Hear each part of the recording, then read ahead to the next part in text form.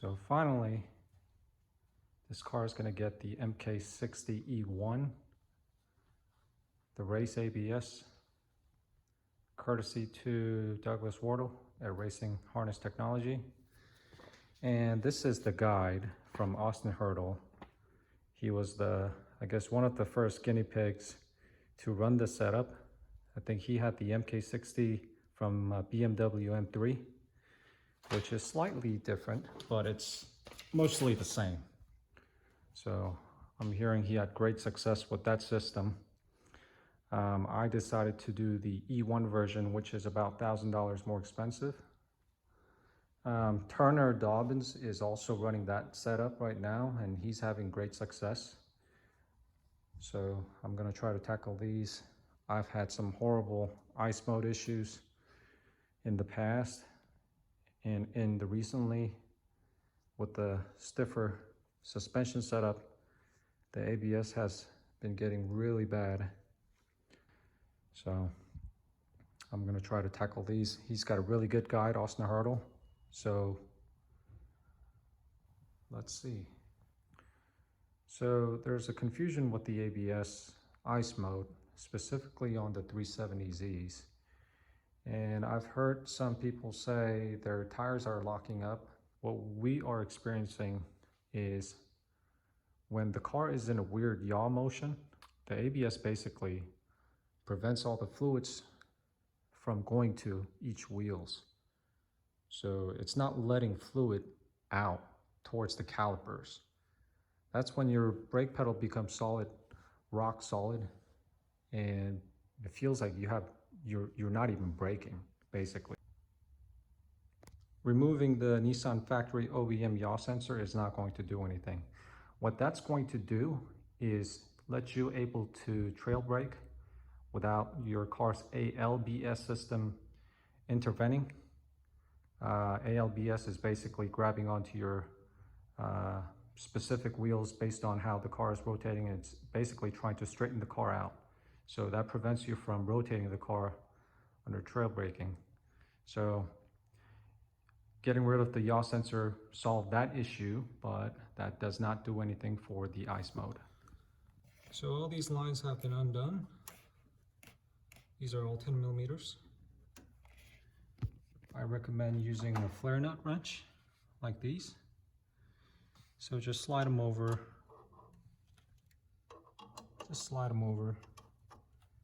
And then just crack it loose. No big deal. I want to be able to reuse all of these fittings. I'm going to try to do Austin Hertel's way. He had a really good guide to reuse all these fittings, and I don't think he ran any or copper tubing. Only thing he did was replace these two guys going to the brake master cylinder, but that's with the -3AN fitting and the stainless steel lines that he's going to run over here. So these are the only twos that I'm going to replace. All these four guys, I want to be able to reuse them. So later I will have to bend these tubes slightly to route them to the MK60 because I think all the ports are in a different location slightly. I needed to get rid of this bolt or this nut here, nut here, nut here. That's basically the three nuts, 12 millimeter nuts holding the ABS bracket. All right, so the ABS is out. Basically, it was just getting held by these three nuts and studs. So that's the mounting. There's 1, 2 here. So this is basically what it looks like up here. So all these guys are disconnected, so they're just dangling. We're gonna reuse all these, so be careful. Same with this guy. But we're gonna be getting rid of these thicker brake lines that goes to the master cylinder. I don't want to cut these or disconnect them just yet because I'm going to lose a ton of fluid. I don't want to make a mess just yet. So I'll leave that in until I finish all my wiring. First I need to figure out how and where I'm going to splice all my wires from the harness into this OEM. I believe this is the E41 connector. Need to somehow splice them in. Okay, so I managed to get the cover off. Ended up just breaking the plastic parts and using pliers to get the cover off. I think there is actually a sliding mechanism somewhere that lets you slide the cover clean off, but I wasn't sure how to do that. So halfway of breaking the cover, it came right off. And these are the wires that you will be splicing directly to the ABS harness provided by Racing Harness Technology. And that is going to be the hardest part of the install.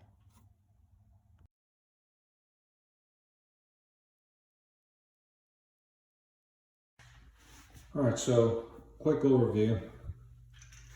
This is the harness for the MK60. This is what, except this guy, this is what comes in the box. And then this guy separately. So what I have done is connected all the butt connectors on every single wire. So I'll start with this guy. These are for your wheel speed sensors. And this connector right here will basically plug into this guy. And these green and white signal wires will tie into the E41 connector to all of these different wheel speed sensors, the signal and voltage per wheels. So these are out of the way. This is your OBD2. You just run it into your cockpit in case you need to diagnose something that's going on with your MK60, but you don't really need to do anything right now. This one is the pedal in MIO, the malfunction indicating light. These two guys, purple and gray, what you want to do, bring this whole thing into your cockpit and basically run it to a simple light. So I think what it does is if the MK60 ABS module senses a fault, the light's going to light up. That's all it's doing. So if the light comes on, there's an issue and you can turn it off with the toggle switch, but I'll go over that in a second. So this third one with the yellow band, this is for your brake light switch, which will tie into connector E4130, which is the blue sky wire. Okay, this guy is your yaw sensor. Bring it into your firewall and connect it to your yaw sensor. All right, this guy is for the battery voltage, positive. So there are the thicker 18 gauge wires. There's two. And there are these smaller 22 gauge wires. Basically what you want to do is for these two guys, connect it to the 20 amp fuses. So what I had done is bought a fuse block, which will make the install a little bit cleaner. So what I'm gonna end up doing is mount this somewhere in the car. Maybe I'll have to route these cables a little bit longer. So these two guys wire up to these 20 amp fuses. On the other side, they'll come out and go back into the E41 connector to terminal 2 and 3. For the remaining two smaller 22 gauge, the orange one, you can connect it directly to the toggle switch. And then from the toggle switch to your 5 amp fuse. From the 5 amp back out to your E41, terminal 28. This other guy, the smaller red one, same thing, but this one will just connect directly to the 5 amp out. You can connect it to the same terminal, 28. They're both getting 12 volts.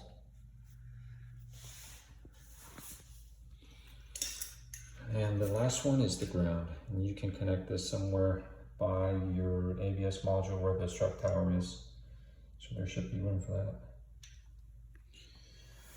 Alright, so speed sensor wires are spliced into the cable that was originally going into the E41 connector. So these are the 8 wires for the 4 speed sensors, all spliced in, but connected.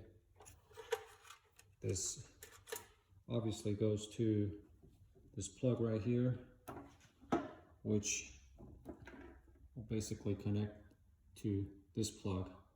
These are both provided by Douglas. So that will get plugged up and then tucked somewhere nicely. Just shove it in there. And then I have these two blue cable, which is for the 12 volt, 20 amp fused. One is for the ABS pump motor, and the other one is for the ABS solenoid. So those are wired in. It's blue because I had extended the cable. So that's why it looks different. Over here, the sky blue wire was spliced in. This is the brake switch. Only thing I'm missing is the remaining 2 smaller 5 amp fused 12 volt power wires, which will eventually be going to this remaining green wire that's still being connected to the E41 connector. So I need to cut that and then have this guy spliced into those 2 remaining 5 amp fused wires. One is for the ABS control module computer, which needs to be switched per Douglas's recommendation. Essentially, that's letting you allow to turn off and on the computer in case you have a fault, and you can reset cycle the ABS computer. Now, the 4th wire, I believe, is specific to the E1 version, and that needs to have constant 12 volt according to Douglas. So I'm going to have both of those wires tie into the same green wire, and that should be it. As soon as I'm done splicing it to here and then cut that out from this existing connector, this E41 connector is no longer in use, so that you can toss it away and that will be out of your car. So yaw sensor connected in. This is how it's mounted. Original bolts. So used a thin aluminum sheet, metal, drilled a hole, mounted here, and then drilled additional holes here to mount the yaw sensor. Just space them out evenly, and then maybe have some sort of a nylon spacer to ensure you don't put additional stress on these tabs. You don't want to break these off. The connector needs to be facing forward. And then the logo needs to be back here, upside down. The one unfortunate thing that I had to do was extend the provided connector cable for the yaw sensor because it was a little too short. So you can see that all the butt connectors are here.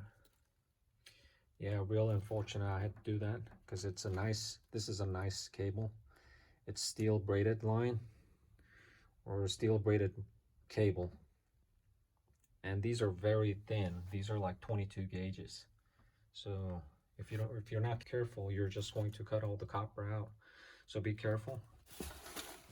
Going in, this is where all the rat's nest is. I'm basically stuffing all my wiring and cabling here. Since I have a big hole here, I don't have a radio. This is the fuse block, two 20 amps and two 5 amps. So one of the 20 amp is powering the ABS pump motor, and the second 20 amp is powering the ABS solenoid. I'm going to have those both switched, as well as the third 5 amp 12 volt, which is for the ABS control module computer. Originally the instruction says to have the 5 amp switched because that's what's resetting the computer, and I think the understanding was resetting or shutting off the computer will actually turn off the whole thing. But I've come to realize there's been some parasitic battery drainage issue with the MK60 just by switching the 5 amp. So I have a feeling that the 20 amps needs to be switched also. Maybe the original Nissan ABS module, since they were connected to the CAN bus, to the ECU, maybe the ECU sends a signal to the ABS to shut it off when it realizes the car is not being driven or ignition is off. So I think the MK60 has a battery drainage issue specific to the 370s for now. So I'm gonna have 1, 2, 3 guys come out of the fuse and have them all switched, and have those switches mounted on a panel that I'm gonna have to fabricate. Now the kind of a quirk about the MK60 E1 race version is that you have a fourth 12 volt wire, which I had no idea that it needed to be wired until I received the harness, because I think Austin's ABS harness only comes with 3. And if you go onto the MK60 websites, you know, they all talk about 3 power wires. So I was not aware of this one, but I did ask Douglas, hey, what should I do with it? And he said this needs to be a constant 12 volt. So I'm not switching this one. Now I don't know what it does, so I'm not sure if that's gonna end up draining my battery, but I doubt it because it's a small 5 amp, so I think it must be a control related. That's pretty much it. So all the wires here basically kind of dangling here, which will have to be all tied up and cleaned up, maybe use some zip ties and tuck it out of the way. So one quick clarification is that all of these cables have been extended because the harness that came from Douglas was a little too short. Maybe it was the routing. The method I use, you know, I'm actually coming over in front of the firewall here, and then through the grommet where the AC evaporator line was coming in. So maybe that method was actually making the routing lengths a little bit longer. So yeah, I had to essentially extend every cable. So all these cables coming in from the harness side, these have been extended, just FYI. This is a semi-finished product from inside the car. So like I mentioned previously, I managed to create a pretty bare basic switch layout. Use the existing radio and AC panel. Just cut out a middle portion of it, cut a rectangular ABS material out, just mounted it with using some screws. And let me go over all these buttons and what they do. This is the malfunction indicating light that's connected to the MK60 harness. All these 4 switches here. This is the 12 volt for the pump, 12 volt for solenoid. So these are 20 amps each. This is a constant 5 amp power 12 volt also that Douglas told me I need to run to my car. This is the ABS computer, also 5 amps. The reason I have 4 switches instead of this computer switch is because of the battery drainage issue. It was kind of unnecessary for me to do a 4 switch. You can actually use a automotive relay tied to the ignition switch. So when the car has ignition, you can have all of these 3 guys switch automatically. But I didn't have a relay in hand, and I just wanted to do some testing of my own to see which one of these are actually draining the battery. So this is what I have going on right now. I believe this is the only one in the instruction says to switch it. Basically, I'll have it turned on. Everything should be turned on while you're on track. If I get a light which indicates one of the speed sensors are faulty, or if there's an internal ABS fault, this will light on. So what I do then is turn it off. This is basically turning off the computer, turn it back on, and it resets the computer. And hoping this light will go out when the system cycles.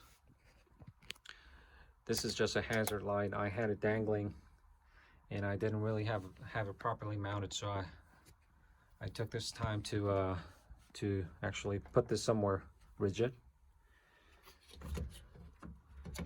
All right. So let's look at how this is wired. I'll go over with the fuse block first. This is the fuse block containing the 20 amps and then the 5 amps. So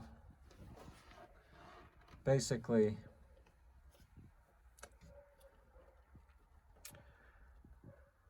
power comes in from E41 connector, or what used to be a connector. So this is a 12 volt supply, goes into this light switch. So this is the input, and then from here this is out from the switch, and it basically goes into this fuse input, and then on the other side fuse output, and these yellow wires are going back to the MK60 harness cables. So that's essentially what's going on. And back to the switch for a second. Since these are light switches, so when you switch it, the light comes on, you need to have ground. So that's why I have all these grounds jumpered from here to this guy and to this guy. And this blue wire is basically going back out through the firewall to the E41 used to be connector ground. Now I could have just ran it to somewhere down here. There should have been some ground lug somewhere here, or ground post. But sometimes I've noticed that I don't have a proper ground connection, and then have some issues in the past. So I just made sure that I have proper ground, and that was obviously to connect it directly to the E41. And E41 connector has 2 grounds available, which were for the existing ABS system. So that's basically it.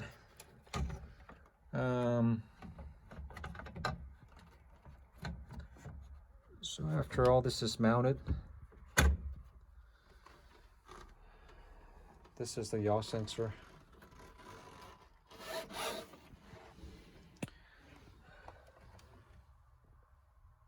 Down here, I'm not sure if you can see, but there's a hole. Used to be the evaporator coil entry, so you can use a grommet. All the cables are coming in through that way. I'm sure there's a better way to do that, but that was it. This was the easiest method for me. So that's pretty much it. Fingers crossed and see if it'll work. Back up here for a second. Just a quick update. So I had all these wires, kind of managed somehow using the wire loom I bought from Amazon. So E41 connector is out of the car. Everything's spliced in. Put these plastic wire loom. So all these guys, they're running across and into that evaporator coil lines, input holes. Yep. Just waiting for the bracket to dry from the Rust-Oleum, and then have the ABS mounted, slide it in here, and then I can see that this is a very tight space, so you'll have to push these guys, kind of manipulate them, push them out of the way, and kind of mold them into place, sort of, because this connector kind of sits low, and all the bracket parts underneath it makes it very tight. Easiest for me to run the cable was for this MK60 harness wires. I ran it underneath the brake booster. So you can see those wires kind of coming from below. Not sure you can see, you zoom in. Yeah, so those come up, follow the same path and go through that hole. And the reason is because the connector has all these bottom entry cables, and it was almost impossible to have the cables actually go up and make 180 degrees for it to connect it to the MK60. So yeah, all the MK60 harness, I ran it below the booster.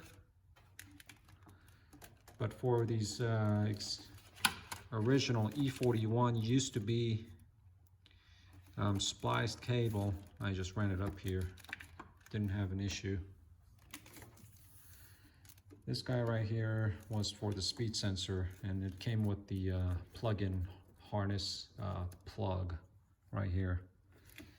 So since the cable was kind of long, I initially routed it over there, and then it makes a loop halfway.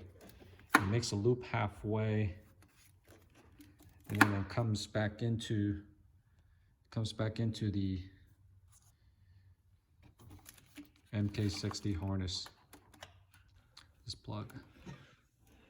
Another update, this is for the ABS mounting bracket. So looking from the fender side, so this is how it's mounting. This way is forward, this way is backward, and then the original ABS used to sit like this. So pump facing the other side of the fender. So that's how it's done originally. Now, in order to, just a second. Now, in order to mount this new ABS, it's a little bit bulkier, and then all the mounting is actually on the bottom side. There's these 3 M6 holes, so you gotta have these flush. In order to have it flush against the mount, you have to basically cut the tab off. There's like a vertical metal piece that kind of comes out like this. You gotta cut it off, make it flat. There's also a little bulge that kind of form here, and I basically cut that off. Now I can technically drill some holes here, 1, 2, somewhere around here, the third one, and then mount the ABS. But you know, I'm not feeling a little, you know, that comfortable with all this section missing. You know, it does flex a little bit, so I'm trying to figure out a way if I can maybe weld a different piece here or something like that. So I'm in the process of figuring that out. I don't have all the materials, and it's already past 10 o'clock, so we'll figure something out tomorrow. Here's a bracket finished. I went to a muffler shop and I've already had this mocked up with a piece of cardboard. So this is the shape that I went with. Kind of similar to Austin's bracket shape. It's just slightly different. That makes sense. So these are the holes that I drilled for the ABS. These will be M6 bolts. This is the back side. So you can see all these weld marks over here around the corners. So I'm just going to paint this with the Rust-Oleum and then wait till it dries, mount the ABS, connect to this bracket. So essentially the bracket's going to sit something like this, like that. And the ABS mounts up here.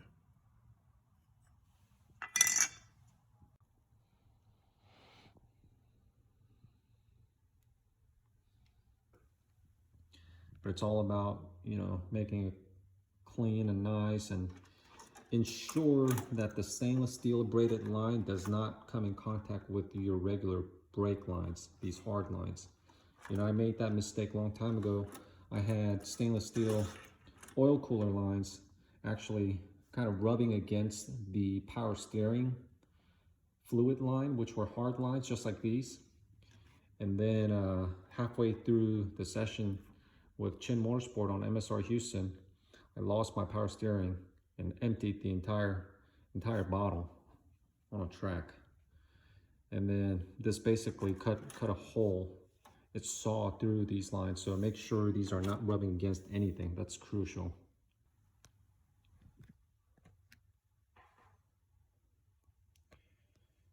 Got everything tightened down. Had to just bend these existing hard lines with my hand. I try to use the line bender, and it didn't really work as I had hoped. So, I mean, I am completely reusing any fittings that existed with the hard lines. It was a bit challenging with this guy and this guy. Oops, this guy and this guy were a bit challenging. These two were pretty easy. I do have a little bit of leaking from this fitting right here, the adapter for -3AN to M12 inverted fitting. So I loosened it and retightened it down, still leaking. So I had gone and reordered 2 more fittings, the 2 more adapters, just to be safe. And these adapters are really expensive. I think these were $10 a fitting. And I couldn't find them in any local auto parts store. So still have issues. Need to make sure I'm not losing any fluid.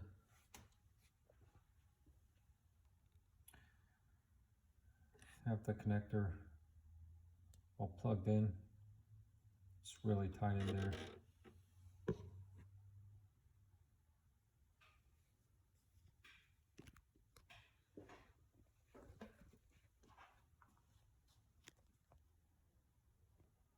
So ABS install is officially finished. All the wiring has been finished and all of the hardware install has been finished with the ABS and the brake lines. So my fingers are crossed.